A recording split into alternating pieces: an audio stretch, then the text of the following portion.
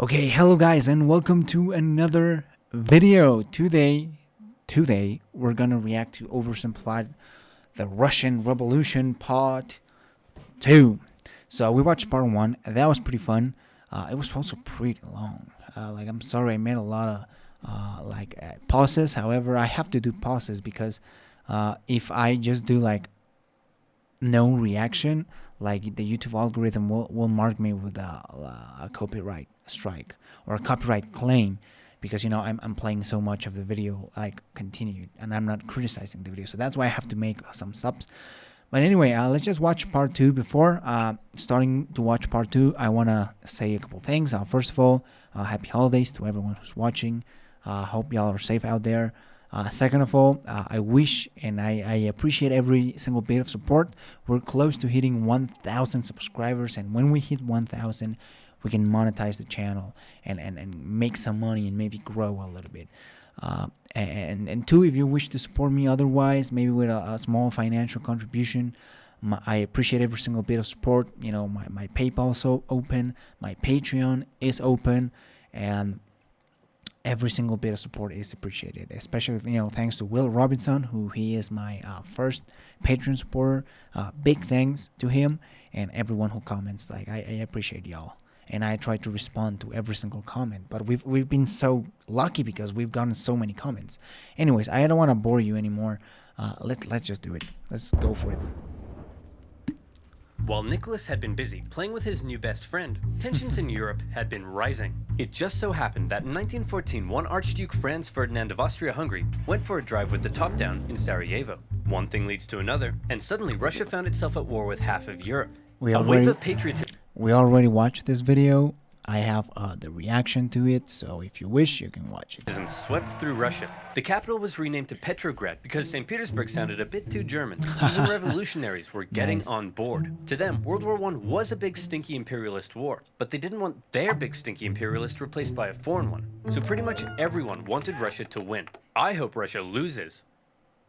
Jeez, read the room, Lenin. Lenin hoped Russia would lose because that would help him overthrow the Tsar. Man, as long as he did that, who cares if Germany blows up half the country? And blow up half the country, they did. An inefficient Tsarist government meant there were shortages of just about everything you need to fight a war. And if losing a teensy-weensy war with Japan upset the people, losing a giant Wyatt war like this was much worse. Soldiers were deserting, the economy was imploding, and in no time, Russia was starving. The peasants were getting more peasanty, the workers were getting more workery, all the while Germany was getting more Germanery.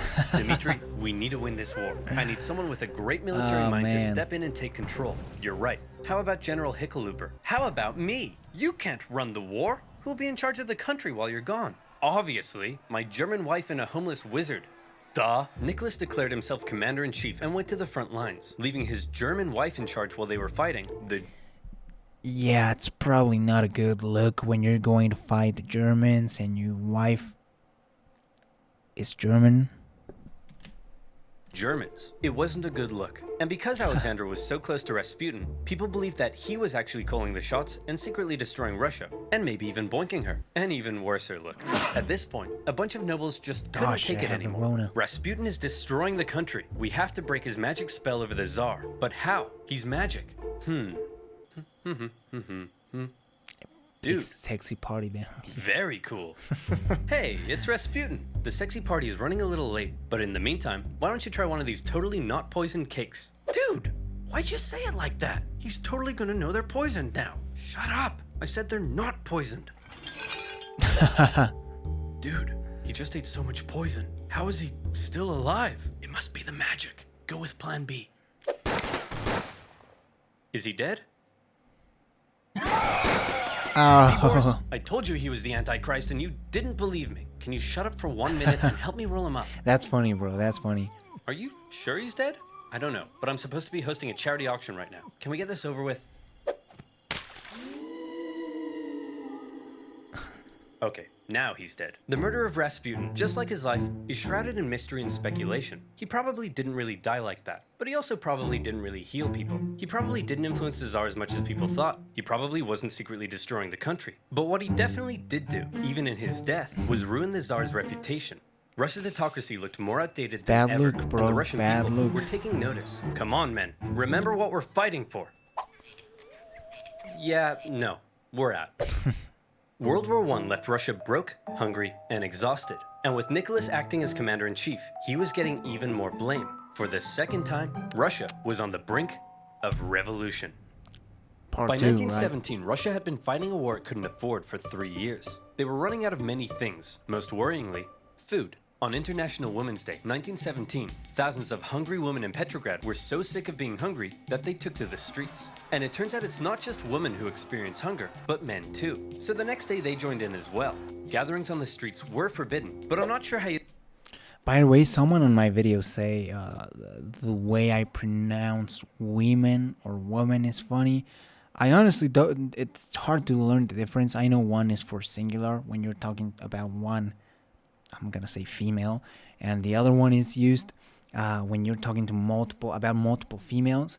So I think women is the plural one, and woman is the gosh, I don't know, guys. Please help your boy out. They'd arrest 250,000 people. The crowds demanded an end to the war, an end to food rationing, and even an end to the Tsar's autocracy.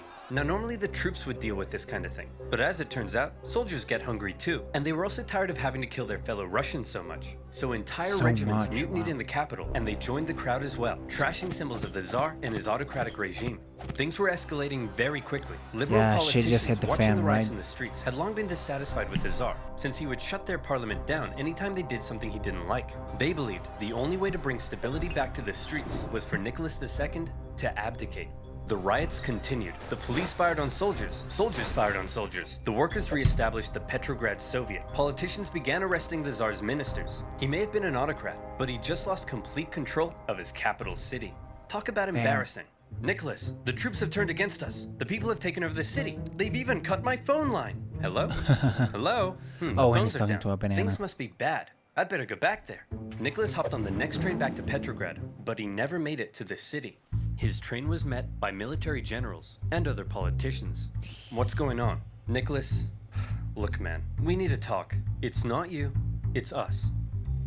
Aw, who am I kidding? No, it's definitely you. During the whole crisis in Petrograd, the liberals convinced the generals that if Nicholas abdicated, the people would calm down, and the generals were on board. Let's hope they didn't they will. have time to quell the chaos, because don't forget, Okay, they were still losing a global, Give me just a all-encompassing war second. against the Germans. And with the military no longer on his side, Nicholas had no choice but to step down. Throughout his entire reign, he had done everything he could to keep all the power for himself. And in the end, that's exactly what left him with none. But then there was a big question. Not cool, Who would replace Nicholas? Well, his son Alexei was next in line. Hey buddy, Daddy couldn't handle the complex socioeconomic problems of a giant multinational, multi-ethnic empire that's engaged in total war with all of Europe. You think you could give it a shot? Alexei just wasn't ready to be Tsar. Nicholas did have a brother, but given the state of the empire, he wasn't keen either. And so, 300 years of Romanov rule in Russia just kind of came to an end. The earlier 1905 revolution hadn't changed much, but this new revolution had left Russia without a Tsar. And still, before the year was over, there would be one more revolution left to come.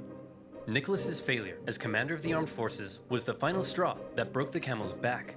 Do you think maybe you could have done any better? Nope. Well, guess what? It's time to find out. In Rise of Kingdoms.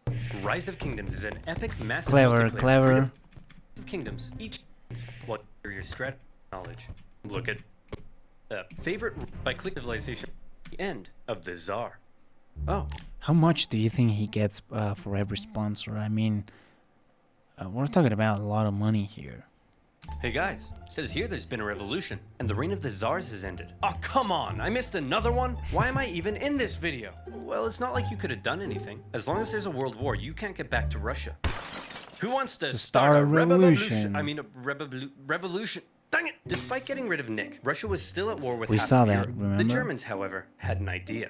They thought that if they helped Lenin get back, he would cause trouble for the new Russian government. So they put him on a train. Destination, Petrograd. It was a long journey, and while Lenin was cooped up in his train, things in Russia were changing. Workers were taking control of their factories. Soldiers were socking it to their mean old officers. Without a Tsar, a big old power vacuum had opened up, and someone needed to fill it. The liberals proposed they be in charge, and they set up the Provisional Government. The workers, however, had already begun establishing local Soviets, largely controlled by the Social Revolutionaries and the Mensheviks. And since neither felt like they had the power to oust the other, Russia ended up in a classic dual power conundrum. The two coexisted, with the Provisional Government becoming the official government and the Classic, elected Soviets issuing orders to the workers and soldiers. This power balance was delicate, and all it would take is one bold revolutionary to come along and give everyone a big-brained beatdown. Oh boy, Lenin's coming home. I can't wait for him to see all the great things we've accomplished, and I'm gonna show him my fan art. Oh look, here he comes now. It's gonna be all pissed. Shut up! You all suck! The Provisional Government sucks, the Soviet sucks, even your fan art sucks! Dude, uncool. In case you couldn't tell, Lenin wasn't a fan of everything that had been happening. In his April theses, he called the Provisional Government and the Soviets a bunch of big bourgeois bozos. And he kinda had a point. There was still a lot for the Russian people to be mad about. The Provisional Government hadn't got Russia out of the war, the people were still hungry, and the peasants were still hoping to get more land. Meanwhile, the Soviets hadn't done much to change things either. But even though they weren't perfect, As it a lot of always people did like what the new happens, government had been doing. There was progress. The secret police were disbanded, the death penalty abolished. They even planned to hold elections, meaning for the first time ever, the Russian people could choose their own government. To many, Lenin seemed like some out-of-touch weirdo. If Lenin wanted to go from whiny irrelevant zero to a hunky communist hero, he'd need to shake things up a bit. So he and the Bolsheviks came up with a hot new slogan that promised to give the Peace, people land, what the bread. Provisional Government wouldn't. Peace. Don't like war? We'll end it. Land. You want land? We'll give it to you. Bread. Hungry? Scooby-Dooby-Doo. Lenin also called for all power to the Soviets, which meant getting rid of the Provisional Government and having the Soviets run the place. A communist dream. The people liked these slogans, and bit by bit, the Bolsheviks became more popular. Some Mensheviks even began switching sides. But even though the I don't know why I people paused. thought Lenin's slogans rocked, as long as the Provisional Government didn't mess up, they'd continue to support Look at the it. tattoo So let's artist. check in on the Provisional Government. Oh, Provisional Government, you've made a big mess. The Provisional Government lasted for just 9 months, but those 9 months were chaos. The people wanted Russia out of World War I, but Minister of War Alexander Kerensky thought instead of doing that, why not do the exact opposite? If the people saw more Russian victories, they'd have to support the new government, and that went just about as well as you might expect. These heavy defeats worsened the Russian economy and made the hungry people hungrier. And by now, I think you know what comes next. They trashed the place. More looting, more rioting, more violence. As it it was always like the Tsar is. had never abdicated. Tens of thousands of armed workers took to the streets during some of the worst violence Petrograd had seen yet. And in response, Kerensky called in the troops, who opened fire on the demonstrators. For now, Man, I mean, it's just crazy to think that Russia was bad, bro. I mean, they were struggling hard. Like, not only losing the First World War, but like actually just like in total chaos, like with a very weak provisional government. It's just crazy. Like, if you're from Russia, again, I want to know about this. Like, what's your take? How do you view it in modern Russia? Because this all led to the creation of the Soviet Union. And the Soviet Union, when you think about it, they were kind of a powerful country. I'm not sure if they were wealthy by any means, at least per capita, but that they became a global superpower. And you can see their performance in the First World War against, versus the Second World War. Lenin and other Bolshevik leaders wanted to distance themselves from the violence, Like, it was but much the better. crowds marched under Bolshevik slogans, and as a result, Kerensky, now the prime minister, took the opportunity to stamp down on the Bolsheviks. Their leaders were arrested. Lenin was accused of being a German agent, and he was forced to flee to And you're Finland ugly. in disguise. This sucks! Now I'll never get to have my revolution. Why are you wearing a dress? Oh, man. It's a disguise, idiot! And it makes me feel pretty. Kerensky had successfully dealt with the violence, but he just couldn't catch a break. This increasing support for more extreme forms of socialism, along with the poor handling of the war, alarmed Nice. traditional liberals and bougie business boys. To appease them, Kerensky decided to promote a military legend to Supreme Commander of the Armed Forces, someone who hated the revolution, loved the death penalty, and was devoutly anti-socialist, General Kornilov. Hey man, thanks for the promotion. That was real swell of you. Of course, with you by my side, who would dare try to overthrow me? How about me? Of course. I did not see this coming. Unfortunately for Kerensky, It always goes like that. Kornilov hated the liberal and socialist reforms of the new government, particularly the dumb socialist soldiers' committees. The army was no place for undisciplined left-wing snowflakes. Fearing a Bolshevik takeover was imminent, Kornilov ordered his men towards Petrograd to oust the Soviet and take over. Kerensky freaked out, and he needed help. Since he knew Trotsky was finger-licking good at organizing, he and other Bolshevik Just leaders the were released, Trotsky. and they, along with the Soviet, organized the defense of Petrograd. Kornilov had the power of soldiers, but the Soviet had the power of workers. And they did what workers do best. Railroad Strike. workers diverted Kornilov's men away. Telegraph workers messed with his communications. They even infiltrated his forces and encouraged the demoralized men to desert. They were also armed en masse, but in the end, no fighting was necessary because Kornilov's coup just fell apart, and Kornilov was sent straight to prison. Everything was coming up Kerensky. Hey, thanks for the help, boys. Couldn't have done it without you. Now that there's no longer any threat, how about you, return all those guns I gave you? No. I knew it. Oh, no. In order to kill a rat, Kerensky had just given a gun to a bear. A Bolshevik bear. The whole affair was a huge propaganda win for them. They had defended the revolution, and their popularity skyrocketed. They found themselves elected to the Petrograd and Moscow Soviets, with Trotsky even becoming chairman in Petrograd. They were now in a very powerful position. Almost powerful enough for Lenin to return home from Finland and finally stage his long-awaited communist revolution. The Bolsheviks began planning their takeover of the Russian government.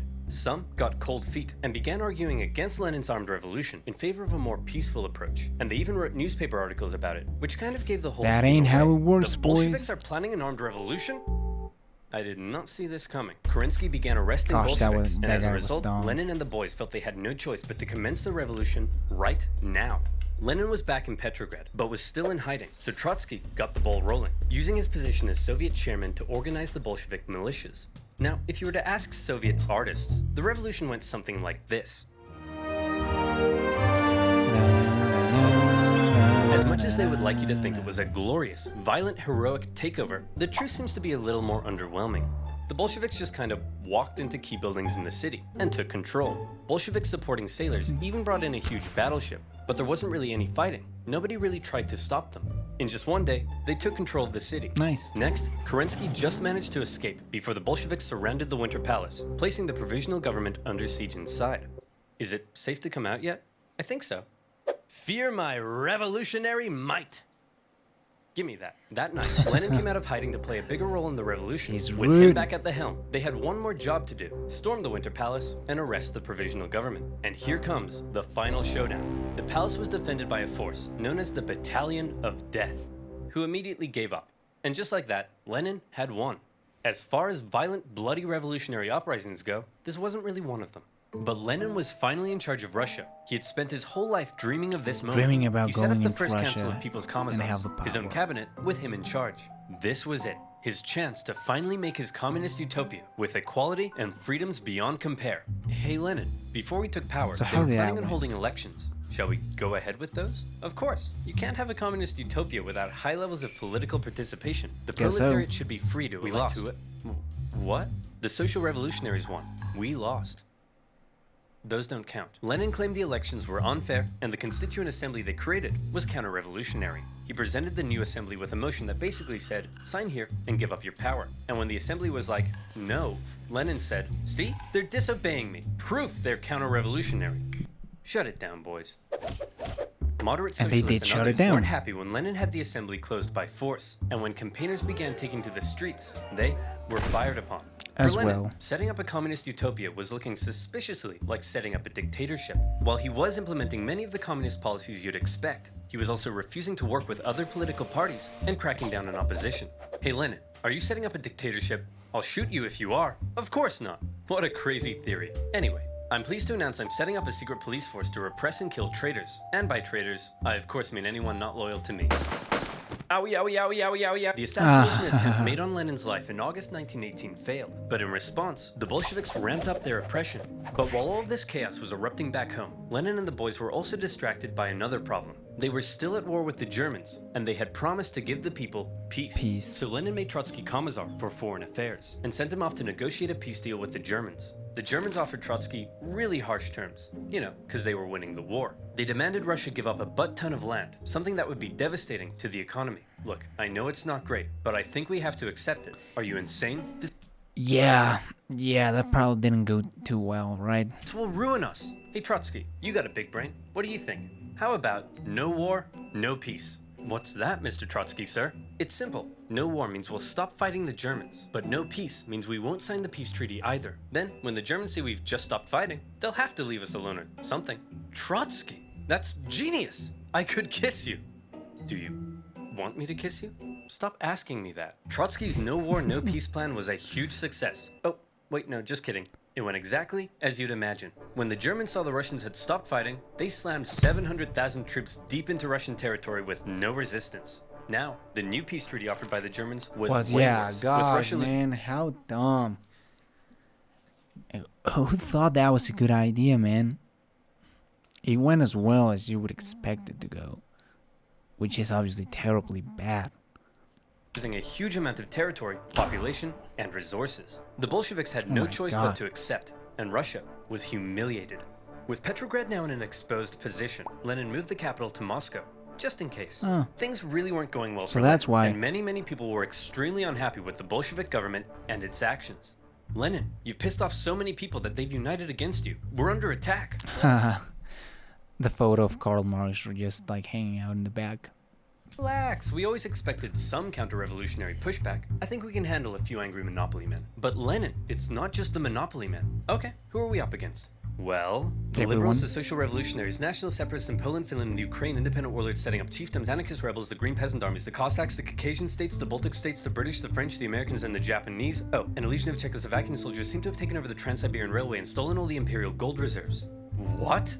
How could this get any worse? Oh, and it says here your mother-in-law is coming to stay. No! The mother-in-law A joke. variety of anti-Bolshevik forces had united together to topple Lenin's government, and Russia descended into a full-blown civil war. Now, the Russian Civil War was extremely intricate and would really need its own video, but essentially, the anti-Bolshevik white movement gained control of vast, underdeveloped areas, while the Bolshevik Reds controlled the industrial heartland, using this to their advantage, along with the surprising military genius of Trotsky and the shocking disorganization of the White Army. The fortified Red Army gradually came out on top. It was an absolutely brutal conflict, with both sides committing horrendous atrocities. To maintain order at home, the Bolsheviks began the Red Terror, and the secret police would execute tens of thousands of suspected traitors. No one was safe from the violence, rough, not man. even Nicholas himself. You've probably been wondering what Nicholas has been up to this whole time. Sure. Well, after his abdication, he and his family were placed under house arrest. At first, they were allowed to live in their usual luxury, but after Lenin took over, their conditions worsened. The Bolsheviks were just holding on to Nick until they could work out what to do with him, but the Civil War complicated things. The last thing they wanted was for Nick to be freed by the White Armies, and so, to stop this from happening, Nicholas's Bolshevik guards decided to act. It's not entirely certain whether Lenin ordered it, or if the guards were acting on their own volition. But on July 17th, 1918, with White Armies approaching, they woke Nicholas and his... I mean, this type of stuff kind of gets you thinking, like, was it fair? Did he had it coming? I already know what he's gonna say. Like, the guards killed him and his family. Like, and there's a really interesting moral debate. Like, did he deserve that? Was he to blame for all the things? Like, his family? Like, I don't know. Just, I don't like that. His family in the middle of the night and brought them into the basement. There, a drunken squad of Bolsheviks murdered the entire family. Nicholas, the last Tsar, once one of the most powerful men alive, had met a brutal end. Damn. But after years of fighting and millions of deaths, Trotsky and his Red Army came out victorious. Wow, that was a close one. Okay, back to creating a communist utopia. How are we doing on that? Well, the Civil War helped create a massive famine and about 5 million people starved to death. There's massive inflation and the ruble is worthless. Hundreds and hundreds of kilometers of railway track have been destroyed. Disease and epidemics have killed 3 million. The population of Moscow and Petrograd has collapsed. Life expectancy has plummeted. Sailors in Kronstadt are rebelling. People are freezing to death in their own apartments and life has been reduced to a constant search for food and shelter. Whoa.